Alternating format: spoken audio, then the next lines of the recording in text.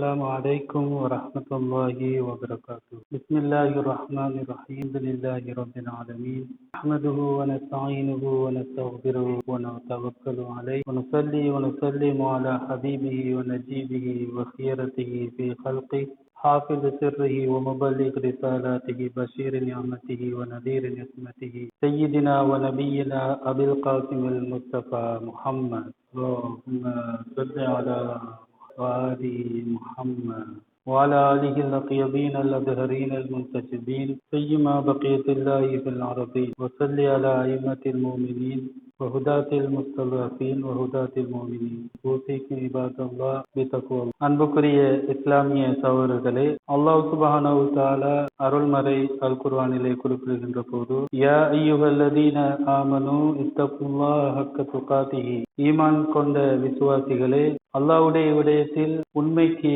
உண்மையான தக்வாவை பேணிக் கொள்ளுங்கள், அஞ்சு கொள்ளுங்கள். வலா தமூதுன்ன இல்லா வ அன்தும் முஸ்லிமூன், நீங்கள் இஸ்லாத்திற்கு கட்டுப்பட்டவர்களாக அன்றி மரணிக்க வேண்டாம் என்பதாக அல் குர்ஆனிலே குறிப்பிடுவதை நாங்கள் பார்க்கிறோம். இந்த வகையில் எங்களுடைய எல்லா விடயங்களிலும் காரியங்களிலும் அல்லாஹ் சுப்ஹானஹு வ தஆலாவை அஞ்சி நடக்குமாறு முதலில் எனக்கும் அப்பால் உங்களுக்கும் வசியத் செய்து கொள்கிறேன். அதே போன்று பெருமானார் ஸல்லல்லாஹு அலைஹி வஸல்லம் அவர்கள் சொன்னார்கள், நான் உங்கள் மத்தியிலே இரண்டு விடயத்தை விட்டு செல்கிறேன், அவ்விரண்டையும் நீங்கள் பின்பற்றும் காலமெல்லாம் வழி தவற மாட்டீர்கள். ஒன்று அல்லாஹ் சுப்ஹானஹு வ தஆலாவின் வேதமான அல் குர்ஆன், மற்றது பெருமானார் ஸல்லல்லாஹு அலைஹி வஸல்லம் அவர்களுடைய பரிசுத்த குடும்பத்தினராகிய அஹ்லுல் பைத்துக்களாக இருக்கிறார். எனவே எங்களுடைய வாழ்க்கையில் அவ்விரண்டையும் பற்றி பிடித்துக் கொள்வதனூடாக வழி தவறாமல் இருப்பதற்கு அவ்விரண்டையும் பற்றி பிடித்துக் கொள்ளுமாறு, வாழ்க்கையில் பின்பற்றுமாறும் இந்த இடத்தில் உங்களுக்கு உபதேசித்துக் கொள்கிறேன். அன்புக்குரிய இஸ்லாமிய சகோதரர்களே, நாங்கள் இருக்கக்கூடிய இந்த மாதம் சஃபர் மாதம், சஃபர் 20, அதாவது இமாம் ஹுசைன் அலைஹிஸ்ஸலாம் அவர்களுடைய ஷஹாதத்திலிருந்து 40வது நாளை நாங்கள் நோக்கி நகர்ந்து கொண்டு இருக்கக்கூடிய இந்த நாட்களில் அந்த அர்பாயி 40வது நாளை அனுஷ்டிப்பதற்கான தயார் நிலையை இப்போது இருந்தே நாங்கள் பேணி வர வேண்டிய தேவை எங்களுக்கு இருக்கிறது. இந்த அர்பாயின் என்று சொல்லக்கூடிய இந்த நிகழ்வு அஹ்லுல் பைத்துகளால், அஹ்லுல் பைத் இமாம்களால்,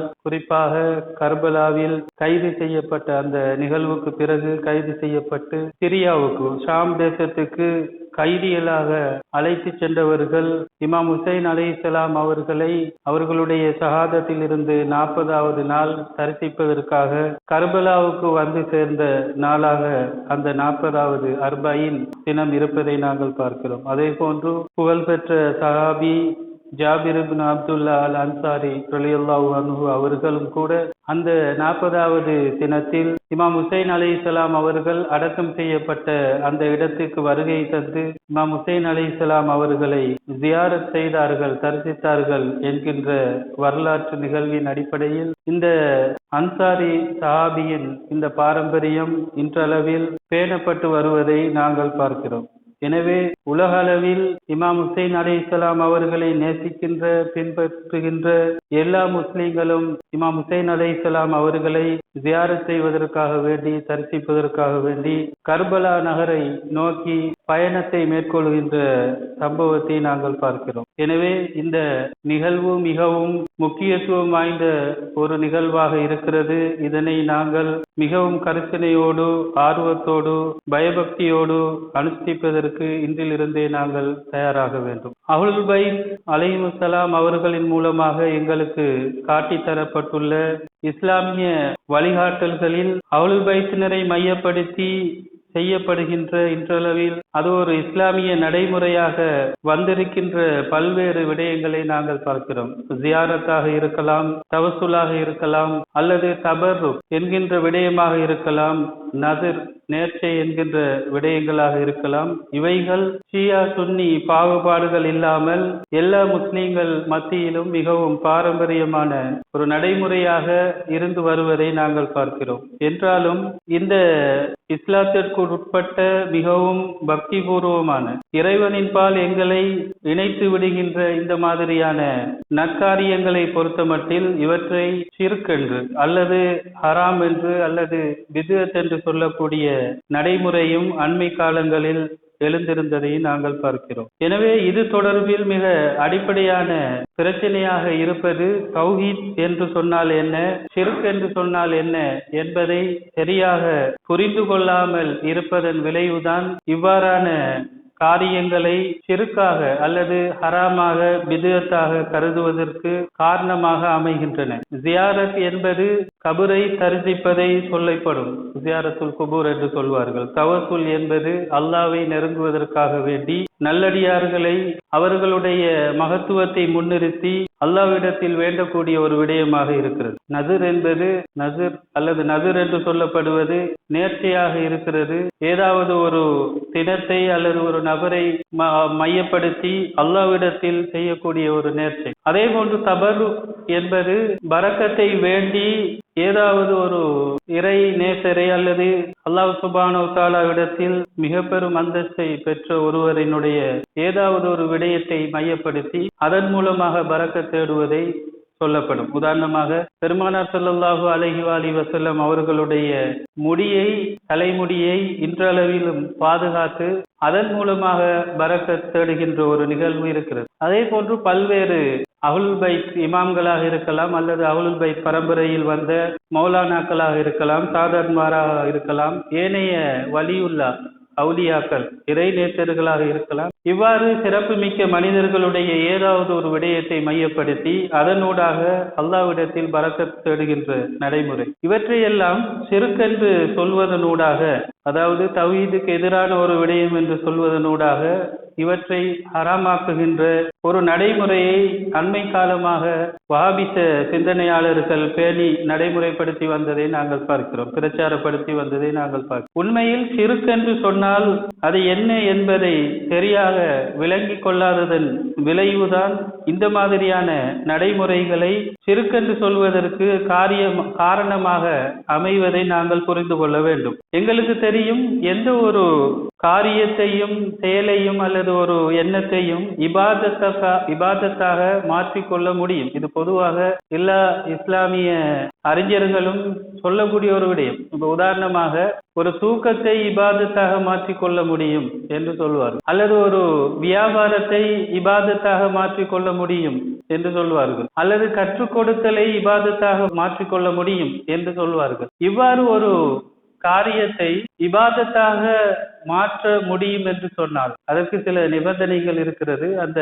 நிபந்தனைகளின் அடிப்படையில் அந்த விடயங்கள் அமைகின்ற போது அது இபாதத்தாக மாறும். இதற்கு ஒரே ஒரு நிபந்தனை தான் இருக்கிறது, அது அல்லாஹ்வுக்காக வேண்டி அதனை செய்கிறோம் என்கின்ற அந்த எண்ணம் நீயத் இருக்கின்ற போது அந்த காரியம் இபாதத்தாக மாறுவதை நாங்கள் பார்க்கிறோம். உதாரணமாக அல்லாஹ்வுக்காக வேண்டி நான் இந்த கற்பித்தல் நடவடிக்கையில் ஈடுபடுகிறேன், அல்லது அல்லாஹ்வுக்காக வேண்டி அல்லாஹ்வுடைய சட்ட திட்டங்களை பேணி நான் இந்த வியாபாரத்தை செய்கிறேன், அல்லது ஒரு காரியத்தை ஹலாலான ஆகுமான ஒரு காரியத்தை இவ்வாறான நியத்தை வைத்து செய்கின்ற போது அது இபாதத்தாக மாறிவிடுகிறது என்று சொல்லக்கூடிய ஒரு விடயத்தை நாங்கள் பார்க்கிறோம். இது எல்லோரும் சொல்லக்கூடிய ஒரு விடயம். ஆனால் இதனை சில இடங்களில் எல்லா விடயங்களுக்கும் பொருந்தக்கூடிய இந்த விதியை அல்லது இந்த விளக்கத்தை சில இடங்களில் தவிர்த்து கொள்வதை நாங்கள் பார்க்கிறோம். உதாரணமாக பெருமானார் ஸல்லல்லாஹு அலைஹி வஸல்லம் அவர்களுடைய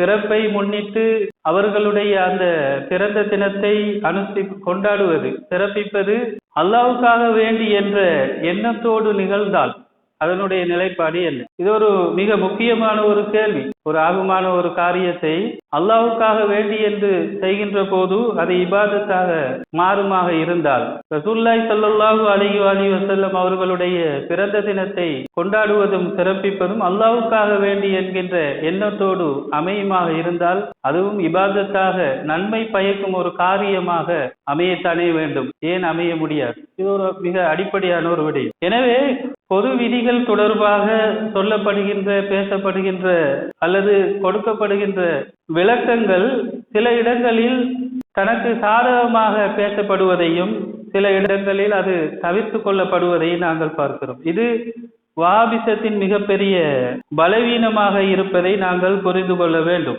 உதாரணமாக சில விடயங்களை இங்கே நான் சொல்வதற்கு கடமைப்பட்டிருக்கிறேன். உதாரணமாக அல்லாஹ் அல்லாததை நாடி செல்வது அல்லாஹ் அல்லாததிடம் உதவி தேடி செல்வது ஷிர்க் என்று சொல்வார்கள். ஒட்டுமொத்தத்தில் ஷிர்க் என்று சொல்வார்கள்.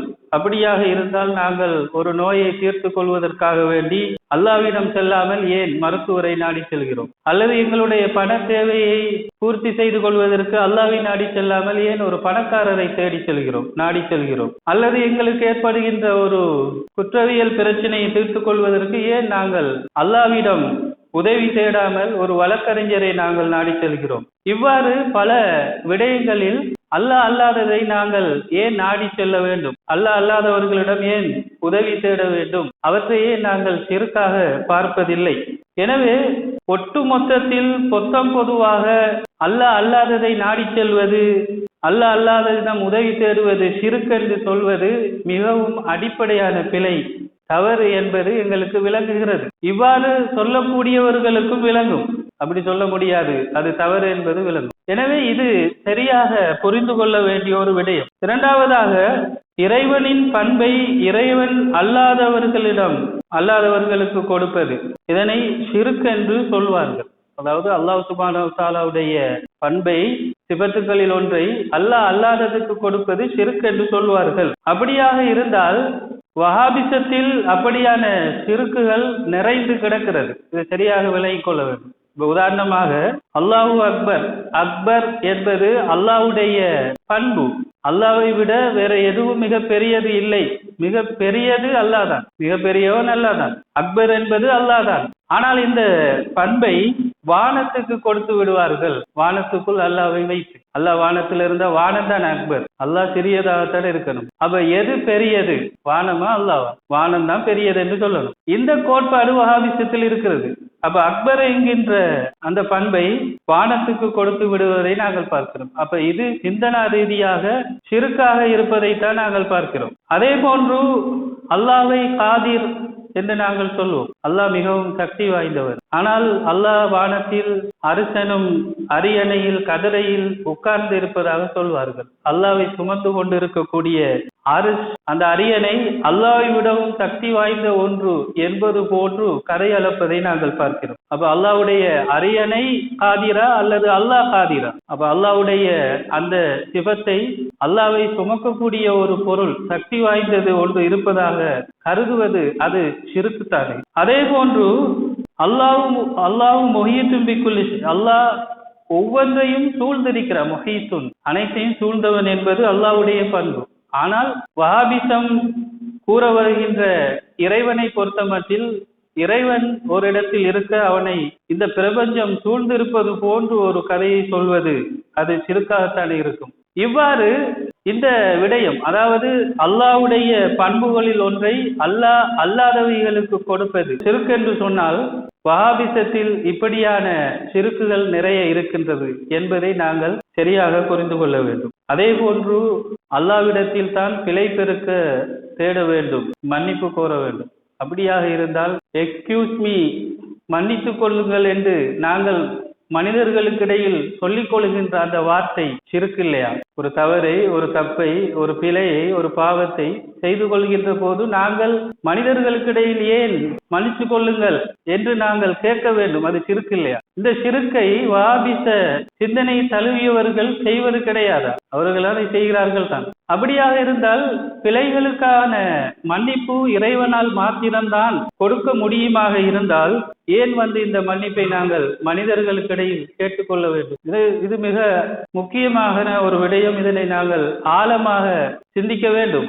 அவசியம் இந்த விடயங்களை நாங்கள் சிந்திக்க வேண்டும். ஏனென்று சொன்னால், மிக நுணுக்கமான விடயங்களை சரியாக அறிந்து கொள்ளாததன் விளைவுதான் வஹாபிசத்தின் சமகால பிரச்சனைகளாக இருக்கிறது. மிக ஆழமாக விடயங்களை அறியாமல் ஒரு மேலோட்டமாக இந்த விஷயங்களை சொல்வதும், தான் சொல்லியவைகளுக்கு முரணாக தானே நடப்பதும் வஹாபிசத்தின் பண்பாக இருப்பதை நாங்கள் பார்க்கிறோம். இது தொடர்பில் ஒரு விடயத்தை சொல்வார்கள்.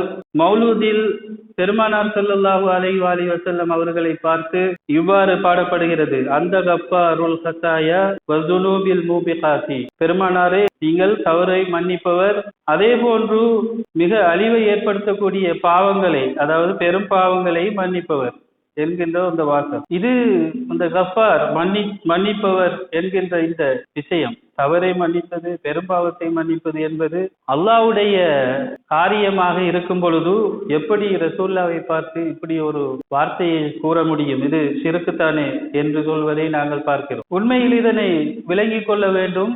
மனிதர்கள் நாங்கள் எங்களுக்குள் ஏன் தவறுகளை மன்னிக்கும்படி கேட்டுக்கொள்கிறோம்? மன்னிச்சுங்கன்னு சொல்லி ஏன் கேட்கிறோம்? ஏனென்று சொன்னால், மனிதர்களுக்கு செய்கின்ற தவறுகளில் அதனால் பாதிக்கப்பட்டவர் மன்னிக்காத வரைக்கும் அல்லாஹ் மன்னிக்க மாட்டான். இது எல்லோருக்கும் தெரிந்த ஒரு விடயம். அப்ப மன்னித்தல் என்பது அல்லாஹ்வோடு மாத்திரம் உரியதல்ல. அப்படி சொல்வது குர்ஆனுக்கு விரோதமான, சுன்னாவுக்கு விரோதமான ஒரு சிந்தனை.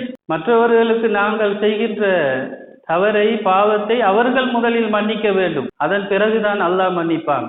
நமது மனிதர்களின் மன்னிப்பில் தான் அல்லாஹ்வுடைய மன்னிப்பு கிடைக்கும். எனவே இதை சரியாக விளங்கிக் கொள்ள வேண்டும். ஆனால் இந்த மன்னிப்பை மனிதர்கள் மிக இலகுவாக கொடுக்க மாட்டார்கள். உதாரணமாக, பெரும்பாவம், அதாவது என்னுடைய குடும்பத்தை சேர்ந்த ஒருவர் கொலை செய்து விட்டார் என்று சொல்வோம். அது பெரும்பாவம். கொலை என்பது அத்துனூபுல் மூபிகாத்துக்குள் வரக்கூடிய ஒன்று, பெரும்பாவம். அந்த கொலையை செய்தவருக்கு தண்டனை இருக்கிறது. இஸ்லாமிய குற்றவியல் சட்டத்தில் கொலைக்கு கொலை என்கிற ஒரு தண்டனை இருக்கிறது. நான் மன்னித்து விட்டால் அவரை கொலை செய்ய தேவையில்லை. அப்ப மன்னிக்கின்ற அதிகாரத்தை அல்லாஹ் சுப்ஹானஹு வ தஆலா மனிதனுக்கு கொடுத்திருக்கிறான். பெரும் பாவமாக இருந்தாலும் கொலை, அதனை மன்னிக்கின்ற அதிகாரத்தை மனிதனுக்கு கொடுத்திருக்கிறான். இது இஸ்லாத்தில் உள்ள ஒன்று. இதனை மிக இலகுவாக மனிதர்கள் செய்ய மாட்டார்கள். நாங்கள் பல உதாரணங்களை இதற்கு சொல்லலாம். அரபு தேசங்களில் நடக்குகின்ற தவறுதலாக செய்யப்படுகின்ற கொலைகளை மன்னிக்காத அந்த குற்றவாளிகள் கொலை செய்யப்படுவதை நாங்கள் கேள்விப்படுகிறோம், பார்க்கிறோம். ஆனால் பெருமானார் ஸல்லல்லாஹு அலைஹி வஸல்லம் அவர்கள் அவருடைய சாச்சாவின் நெஞ்சை பிளந்து அவருடைய இதயத்தை தப்பி துப்பிய ஜிந்தா அந்த பெண்ணை பெருமானார் ஸல்லல்லாஹு அலைஹி வஸல்லம் அவர்கள் மன்னித்து விட்டார்கள் தானே, கொலை செய்யலே. அப்ப இந்த பெரும்பாவத்தை மன்னித்தது, ஒரு கொலையை மன்னித்தது என்கிறது பெரிய ஒரு விடயம். அதனால் கவிஞர்கள் இதனை பாடினார்கள். தவறை மன்னித்தவரே, பெரும்பாவத்தை மன்னித்தவரே என்று பாடினார். பெரும்பாவத்தை மன்னித்தல் என்கிறது ரசூலுல்லாஹ்வுக்கு மாத்திரம் கொடுக்கப்பட்ட ஒரு விடயம் அல்ல, ஒவ்வொரு சாதாரண மனிதனுக்கும் கொடுக்கப்பட்ட ஒரு விடயம். ஒவ்வொரு சாதாரண மனிதனும் அவனுடைய விடயத்தில் நிகழ்கின்ற பெரும்பாவத்தை மன்னிப்பதற்கு அதிகாரமுடையவனாக இருக்கிறான் என்பதை சரியாக விலகிக் கொள்ள வேண்டும். எனவே இந்த பெரும்பாவத்தை அல்லது பாவத்தை மன்னித்தல் என்கிறது அல்லாஹ்வுக்குரியது மாத்திரமல்ல, அல்லாஹ் மனிதனுக்கு கொடுத்திருக்கக்கூடிய ஒரு விடயம். எனவே இந்த விடயங்களில் நுணுக்கமான அறிவு இல்லாமையின் காரணமாக, புரிதல் இல்லாமையின் காரணமாக, அல்லது சொல்வார்கள் கணிதத்தில் நுண்ணறிவு என்று சொல்வது போன்று, ஐக்கியூ என்று சொல்வது போன்று, இந்த மார்க்க விடயத்திலும் இந்த நுண்ணறிவு இல்லாத போது இந்த பிரச்சனைகள் என்ன செய்யும், எழும். எனவே சரியாக புரிந்து கொள்ள தவறியதின் விளைவுகள் தான் ஜியாரத் ஷிர்க் என்று சொல்லப்படுவது. தவசுல் என்பதை ஷிர்க் என்று சொல்வது, அல்லது நதர் நேர்ச்சை செய்வதை ஷிர்க் என்று சொல்வது, தபருக் என்பதை ஷிர்க் என்று சொல்வது, இவைகளெல்லாம் இவற்றை சரியாக புரிந்து கொள்ளாமையின் விளைவாக எழக்கூடிய விடயங்களாக இருக்கின்றது. எனவே அஹ்லுல் பைத் இஸ்லாமிய பாரம்பரியம், அஹ்லுல் பைத் இமாம்கள் இந்த விடயத்தை மிக நுணுக்கமாக விளக்கி இருக்கிறார்கள் என்பதன் அடிப்படையில் இந்த மார்க்கம், அஹ்லுல் பைத் மார்க்கம், அஹ்லுல் பைத் இஸ்லாம் என்பது மிகவும் தெளிவான ஒரு இஸ்லாமாக இருக்கின்ற, அல்லது குர்ஆனையும் ஹதீஸையும் பாதுகாக்குகின்ற மிக முக்கியமான ஒரு இஸ்லாமாக இருப்பதை நாங்கள் பார்க்கிறோம். எனவே இந்த தூய இஸ்லாத்தில் எங்களை இணைத்து வழிகாட்டிய அல்லாஹ் சுப்ஹானஹு வ தஆலாவுக்கே எல்லா புகழும். அல்ஹம்துலில்லாஹ். பிஸ்மில்லாஹிர் ரஹ்மானிர் ரஹீம். வல் அஸ்ர் இன்னல் இன்சான லஃபீ குஸ்ர் இல்லல்லதீன ஆமனு வ அமிலுஸ் ஸாலிஹாத் வ தவாஸவ் பில் ஹக் வ தவாஸவ் பிஸ் ஸப்ர். ஸதகல்லாஹுல் அலிய்யுல் அஸீம்.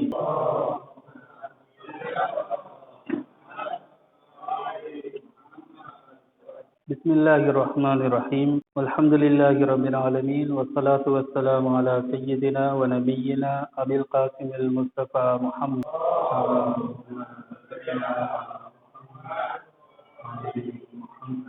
وعلى آله الطيبين الطاهرين.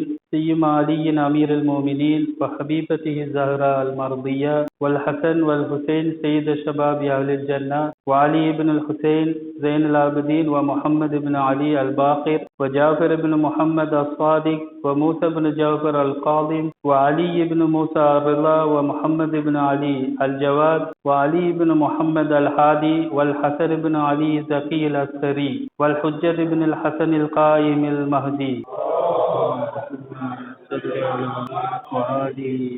صلوات الله عليهم அஜ்மாயின் ஊசிக்கு இபாதல்லாஹ் பினப்சி பிதக்குவல்லாஹ். அன்புக்குரிய இஸ்லாமிய சகோதரர்களே, அல்லாஹ்வுடைய விடயத்தில் தக்வாவை பேணி கொள்ளுமாறு மீண்டும் ஒரு முறை எனக்கும் அப்பால் உங்களுக்கும் உபதேசித்துக் கொள்கிறேன். தௌஹீத் ஷிர்க் என்று சொல்லக்கூடிய விடயத்தில் சரியான புரிதல் எங்களுக்கு இருக்க வேண்டும். ஏனென்று சொன்னால், குர்ஆனிய தௌஹீத் பற்றிய விளக்கத்துக்கு எதிராக வஹாபிச சிந்தனையாளர்கள் தௌஹீத் குறித்தும் ஷிர்க் குறித்தும் அவர்கள் தவறான விளக்கங்களை பிரச்சாரங்களை மேற்கொண்டு வருவதை நாங்கள் பார்க்கிறோம். தௌஹீத் எனும் ஓரிரை கொள்கை உலக முஸ்லீம்கள் அனைவரிடத்திலும் இருக்கக்கூடிய ஒரு விடயமாக இருக்கிறது. இந்த தௌஹீதை அல்லது அல்லாஹ் ஒருவன் என்று சொல்லக்கூடிய அந்த விடயத்தை ஏற்றுக்கொள்ளாத எந்த ஒரு இஸ்லாமிய பிரிவுகளும் உலகத்தில் கிடையாது. யாரெல்லாம் முஸ்லீமாக இருக்கிறார்களோ, எந்த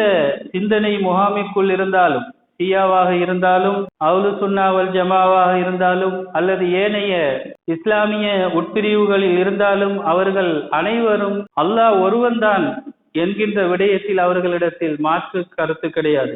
நாங்கள் இதுவரைக்கும் எங்கும் இரண்டாவது இறைவனை பற்றி அல்லது பல இறைவனை பற்றி பேசிய இஸ்லாமிய இயக்கங்களை நாங்கள் காணவில்லை. அதே போன்று இபாதத் என்பது அல்லாஹ்வுக்கு மாத்திரம் உரியது என்பதையும் எல்லா முஸ்லிம்களும் ஒட்டுமொத்தமாக நம்புகிறார்கள். இபாதத் என்கின்ற விடயம் அல்லாஹ்வுக்கு மாத்திரம் உரியது. எனவே முஸ்லிம்கள் யாராவது ஒரு விடயத்தை அல்லாஹ் அல்லாத ஒருவருடைய விடயத்தில் அல்லது ஏதாவது ஒன்றினுடைய விடயத்தில் அவர் செய்கின்ற போது அதனை அவர்கள் இபாதத் என்கின்ற அந்தஸ்தை கொடுக்கிறார்களா என்பதை நாங்கள் சரியாக புரிந்து கொள்ள வேண்டும். இங்கே இபாதத் என்பது இரண்டு வகையான அர்த்தத்தில் பயன்படுத்தப்படும். முதலாவது, அல்லாஹ்வை முன்னிறுத்தி நாங்கள் செய்யக்கூடிய இபாதத்துக்கள். உதாரணமாக, நாங்கள் தொழுகையை மேற்கொள்கிறோம், சுஜூத் செய்கிறோம், ருக்கு செய்கிறோம், நிலையில் நிற்கிறோம்.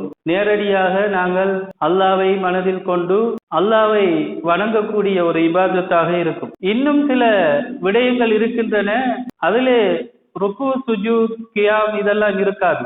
ஆனால் அல்லாஹ்வுக்காக வேண்டி என்று செய்யக்கூடிய நிலையில் இருக்கும்.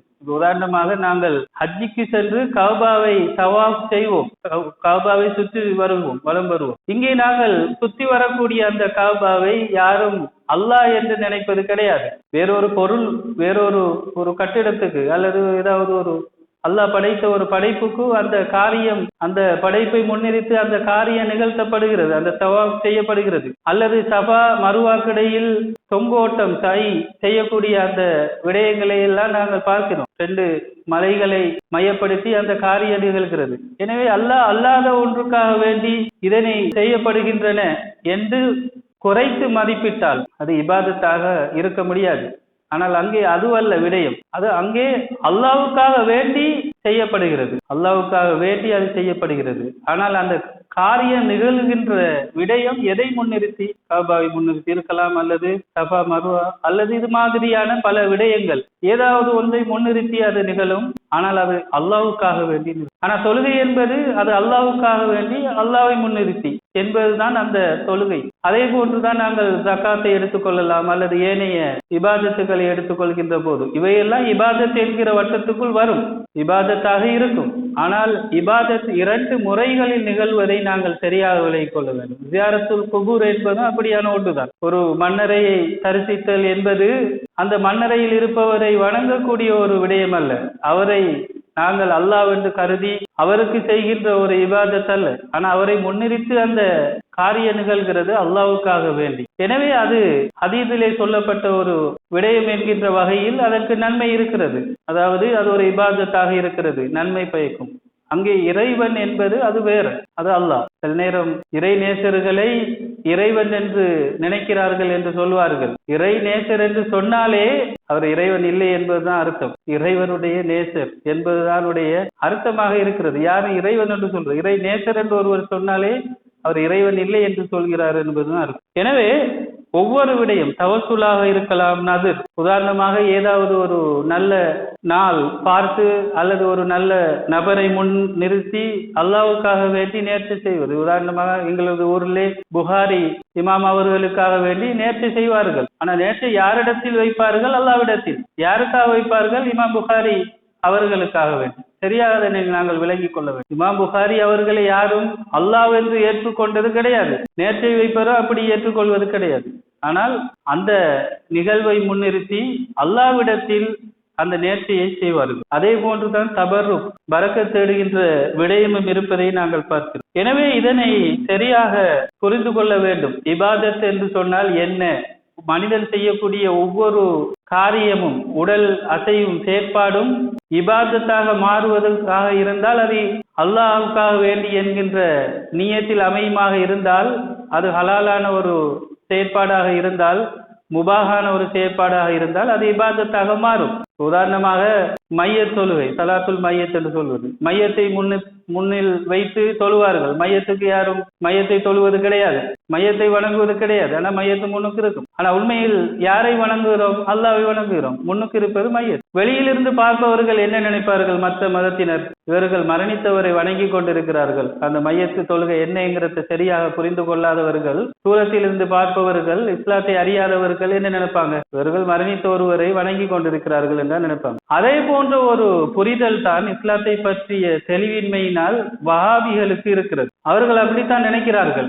செய்யக்கூடிய ஒவ்வொரு காரியத்தையும் அவர் நினைப்பதை நாங்கள் என்ன செய்கிறோம், பார்க்கிறோம். உண்மையில் இபாதத் என்று சொல்வது என்ன என்று சொன்னால், அல் குர்ஆன் கூறுவது போன்று நாங்கள் ஒருவரை வணங்குவதாக இருந்தால் அவரை ரப்பாகவும் காலிக்காகவும் ஏற்றுக்கொள்ள வேண்டும், நம்ப வேண்டும். அந்த இரண்டு பண்புகளை உள்ளடக்கிய ஒரு விசேடமான சிபத் பண்புதான் இலா என்று சொல்வது. இலா அதாவது படைத்தல், பரிபாலித்தல் என்கின்ற இரண்டும் உள்ள ஒன்று இலா என்று சொல்லப்படும். அப்ப இறைவனாக நினைத்தல் என்பது இவர்தான் படைத்தவரும் பரிபாலிப்பவரும் என்று நினைப்பது. ஜாஹிலியா காலத்தில் பகுதி அளவான அல்லாஹ்வின் பண்புகளை சில படைப்புகளுக்கு கொடுத்து வைத்திருந்தார்கள், அல்லது சில சிலைகளுக்கு கொடுத்து பார்க்கிற இன்றும் அந்த நிலைமை இருப்பதை நாங்கள் பார்க்கிறோம். உதாரணமாக மலையை பொழிவிக்கின்ற அதுக்கென்று ஒரு கடவுள், அல்லது சூரியனை ஒரு கடவுளாக எடுப்பது, சந்திரனை ஒரு கடவுளாக எடுப்பது. இவ்வாறு உலகத்தில் நடக்கக்கூடிய இயற்கை நிகழ்வுகள் ஒவ்வொன்றுக்கும் ஒரு கடவுளை அமைத்துக் கொள்வதும், அந்த கடவுளிடம் பிரார்த்தனை செய்வதும், அதாவது இறைவனாகவே பார்த்தார்கள். படைத்தல், பரிபாலித்தல். உதாரணமா மலையை படைத்து, மலை பொழிவு, அந்த மலையை படைத்து அந்த மலையை பரிபாலித்தல், அதை தொடர்ச்சியா செய்ய வைக்கிறார் சொல்லி ஒரு கடவுளை நினைத்து கொண்டு அதனிடம் பிரார்த்தனை பண்ணக்கூடிய ஒரு நிலை. இது ஜாஹிலியா காலத்தில் இருந்தது. அல்லாஹ்வை நம்பியிருந்தார்கள். பகுதி அளவான இந்த காரியங்களில் படைத்தல், பரிபாலித்தல் செய்யக்கூடிய நபர்களும் இருக்கிறார்கள் என்று நம்பினார்கள். அதனையும் கடவுளாக என்ன செய்தார்கள்? ஏற்றுக்கொண்டார்கள். எனவே அப்படியான ஒரு விடயம் அல்ல. அல்லாஹ் சுப்ஹானஹு வ தஆலா அல் குர்ஆனிலே சொல்கிறான், "தாலிகல்லாஹு ரப்புக்கும் ஃபஅபுதுஹு." அல்லாஹ் தான் உங்களுடைய ரப்பாக, பரிபாலிப்பவனாக இருக்கிறான். ஃபஅபுதுஹு, எனவே அவனையே வணங்குங்கள். தாலிகுமுல்லாஹு ரப்புக்கும் லா இலாஹ இல்லா ஹுவ. அல்லாஹ்வாகிய அவனே உங்களுடைய ரப்பாக இருக்கிறான், அவனையன்றி வேறு இலாஹ், இறைவன் இல்லை. காலிக்கு குல்லிஷை, எல்லாத்தையும் படைத்ததும் அவன்தான். ஃபஅபுது, எனவே அவனை வணங்குங்கள். அன ரப்புக்கும், நானே உங்களுடைய ரப்பாக இருக்கிறேன். ஃபஅபுதுனி, என்னை வணங்குங்கள். இது அல்லாஹ் சொல்லக்கூடிய ஒரு. அதே போன்று லா இலாஹ இல்லா அன, என்னை தவிர வேற இறைவன் இல்லை. ஃபஅபுதுனி, எனவே என்னை வணங்குவீராக. இது அல் குர்ஆனிலே அல்லாஹ் வணங்குங்கள் என்கின்ற கட்டளையை சொல்கின்ற போது சரியாக விளங்கிக் கொள்ள வேண்டும். அல்லாஹ் சுப்ஹானஹு வ தஆலாவுக்கு 99 திருநாமங்கள் இருக்கின்றன, பண்புகள், அஸ்மாஉல் ஹுஸ்னா. இந்த 99 திருநாமங்களில் அல்லாஹ்வை வணங்குங்கள் என்று கட்டளையிடும் போது சுட்டிக்காட்டப்படுகின்ற பண்பு 3 பண்புகள் தான். 3 பண்பு. இதனை சரியாக விளங்கிக் கொள்ள வேண்டும். முதலாவது பண்பு ரப்பாக இருக்கிறது, இரண்டாவது பண்பு காலிக்காக இருக்கிறது, மூன்றாவது பண்பு இலா. அந்த 2 பண்பையும் ஒன்று சேர்த்த ஒரு பண்பு தான் இலா என்று சொல்வது. அல்லாஹ் தான் ரப்பு, அதாவது உங்களுடைய ரப்பு அல்லாஹ், உங்களுடைய காலிக் அல்லாஹ், உங்களுடைய இலாஹ் அல்லாஹ் என்று சொல்லி விட்டு அவனை வணங்குகள் என்கின்ற கட்டளை வருகிறது. எனவே ரப்பாக, காலிக்காக, இலாஹாக நாங்கள் ஒருவரை நினைத்து வழிபடுவோம் என்று சொன்னால் அது ஷிர்காக மாறிவிடும், இணை வைப்பாக மாறிவிடும். அல்லாஹ்வுடைய அந்த 99 திருநாமங்களில் இந்த 3 திருநாமங்களை நாங்கள் ஒருவருக்கு கொடுத்தோம் என்று சொன்னால், அந்த நியத்து எங்கள்கிட்ட இருந்தால், அந்த நம்பிக்கை அகீதா எங்கள்கிட்ட இருக்கும் என்று சொன்னால், நாங்கள் செய்யக்கூடிய அந்த காரியம் ஷிர்காக மாறிவிடும். இதுதான் திருக்குர்ஆன் எங்களுக்கு இபாதத்துக்கு சொல்லி தருகின்ற வரைவிலக்கணமாக இருக்கிறது. இது சரியா நாங்கள் என்ன செய்யணும், விளங்கி எடுக்க வேண்டும். இப்போது நாங்கள் செய்யக்கூடிய எந்த ஒரு காரியமும் சில நேரம் நடைமுறையில் சில உதாரணங்களை பார்க்கலாம். ஒரு ஆசிரியர் வகுப்பறைக்கு வருகின்ற போது மாணவர்கள் எழுந்து நிற்க கூடாது என்று சொல்வது, ஏனென்று சொன்னால் அது ஷிர்க். ஆசிரியருக்கு மாணவர்கள் எழுந்து நிற்பது ஷிர்க் என்று சொல்கிறார்கள். ஆனால் ஒரு பெரியாருக்கு சிறியவர்கள் அல்லது ஆசிரியருக்கு மாணவர்கள், பெற்றோருக்கு பிள்ளைகள் எழுந்து மரியாதை செய்வது மரியாதைக்காக வேண்டிதான் எழுந்து நிற்பது. யாரும் அந்த முன்னால் நிற்கக்கூடியவரை ரப்பாக, காலிக்காக, இலாஹ் பார்த்து அந்த காரியத்தை செய்வது கிடையாது. அப்படியாக இருந்தால் அது இபாதத் அல்ல, அது மரியாதைக்காக வேண்டி செய்யப்படுவது. அது ஒவ்வொரு சமுதாயத்திலும் மரியாதைக்காக வேண்டி செய்யப்படுகின்ற காரியங்களில் வித்தியாசம் இருக்கும். நமது நாட்டில் எழுந்து நிற்பது மரியாதைக்காக வேண்டி. ஜப்பானியர்கள் பெரியோருக்கு முன்னால் அமர்ந்து கொள்வார்கள், அது மரியாதை. ஜப்பான் எழுந்து நிற்பது அவமரியாதை, கால் மடித்து அமர்வது தான் மரியாதை. எனவே இலங்கையில் எழுந்து நிற்பது சிறுக்கு, ஜப்பானில் அமர்வது சிறுக்கு, இப்படியெல்லாம் நாங்கள் விளக்கம் கொடுக்க போனால் அப்ப சிறுக்கு என்று சொன்னால் என்ன என்பதில் மிகப்பெரிய குழப்பம் வரும். மனித நடவடிக்கைகள், செயற்பாடுகளுக்கெல்லாம் சரியான ஒரு அளவீடை அல் குர்ஆன் காட்டி தருகிறது. எனவே அந்த அளவீடுகளை சரியாக புரிந்து கொள்ளாமையின் விளைவுதான் எடுத்த விடயத்தை எல்லாம் ஷிர்க், இணை வைப்பு என்று சொல்வது. எனவே நாங்கள் உடலால் ஏதாவது செய்யணும் என்கின்ற அவசியமும் அல்ல. முன்னுக்கு இருக்கக்கூடிய ஒன்றை ரப், காலிக், இலாஹ் என்று நினைத்து கண்ணசைத்தாலும் அது இபாதத்தாக கருதப்பட்டு அது ஷிர்காக மாறிவிடும். எனவே அந்த நியத், அந்த அகீதா மிக முக்கியமானது. நாங்கள் எதன் முன்னால் நிற்கிறோம், அவரை எதாக பார்க்கிறோம், அதனை எதாக பார்க்கிறோம் என்பது மிக முக்கியம். இங்கே நாங்கள் என்ன செய்கிறோம் என்பதல்ல, நிற்கிறோமா, உட்கார்ந்திருக்கோமா, படுக்கிறோமா, இதெல்லாம் கிடையாது. நாங்கள் ஒன்றுக்கு முன்னால் நின்று ஒரு காரியத்தை செய்கிறோம், அதை எதாக பார்க்கிறோம் என்பது முக்கியம். அதை ரப்பாக பார்க்கிறோமா, காலிக்காக பார்க்கிறோமா, இலாஹாக பார்க்கிறோமா? அப்ப நாங்கள் அல்லாத ஒன்றை நாங்கள் அப்படி பார்த்தால் நாங்கள் செய்யக்கூடிய காரியம் ஷிர்காக மாறிவிடும் என்பதை சரியாக நாங்கள் விளங்கி எடுக்க வேண்டும். எனவே இந்த மாதிரியான தெளிவு வஹாபிசத்தில் இல்லாததன் விளைவினால் வஹாபிகள் தங்களை தாங்களே குழப்பிக் கொண்டிருப்பதோடும் மக்களையும் குழப்பி வருவதை நாங்கள் பார்க்கிறோம். எனவே அல்லாஹ் சுப்ஹானஹு வ தஆலா இந்த வஹாபிசத்தின் ஃபித்னாவில் இருந்தும், மத்திய கிழக்கு அரபு நாடுகளின் ஃபித்னாவில் இருந்தும், மேற்கத்திய ஃபித்னாவில் இருந்தும் எங்களை பாதுகாப்பானாக. பிஸ்மில்லாஹிர் ரஹ்மானிர் ரஹீம். இன்னா அஸைனாகல் கௌஸர் ஃபஸல்லி லிரப்பிக வன்ஹர் இன்ன ஷானியக ஹுவல் அப்தர். ஸதகல்லாஹுல் அலிய்யுல் அஸீம். வஸ்ஸலாமு அலைக்கும் வ ரஹ்மத்துல்லாஹி வ பரகாத்துஹு.